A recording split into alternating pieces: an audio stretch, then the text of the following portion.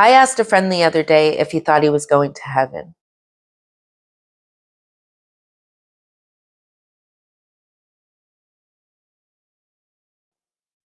Welcome back to my channel where we talk about how God is taking us from ruined to restored, embracing our new identities in Christ with a focus on living a life pleasing to God.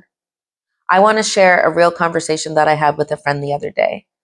I asked him if he thought he was going to heaven. He said, "Yeah, I think so. I have a good heart. God knows that I mean well." He believes in God, but he doesn't go to church. He didn't grow up in faith, and he lives according to the world. No conviction, no surrender. And that's no judgment from me because I used to live the exact same way. But I had to be straight up with him and just let him know that having a good heart is not what saves you. And I'm going to go into scripture here. Romans 3:23 says, "All have sinned and fall short of the glory of God." John 14:6 says, "I am the way, the truth, and the life. No one comes to the Father except through me." Being a good person isn't enough. Knowing Jesus is the only way. It's not about religion or perfection, it's about relationship.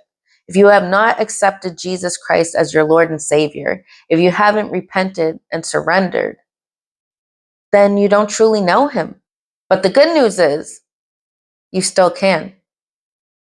Romans 10:9 says, "If you declare with your mouth Jesus is Lord and believe in your heart that God raised him from the dead, you will be saved." So if you're ready, I want to invite you to say this prayer with me. Jesus, I believe you are the Son of God. I believe you died for my sins and rose again. I repent and turn away from my old life. Today I choose to follow you.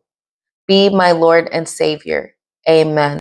If you prayed this prayer and meant it, heaven is rejoicing, and so am I, because it is the first step in the journey of ruined to restored. If you like this video, make sure to hit the like button. And if you have accepted Jesus as your Lord and Savior today, comment below, Lord and Savior. Until next time, don't stress, stay blessed. Bye.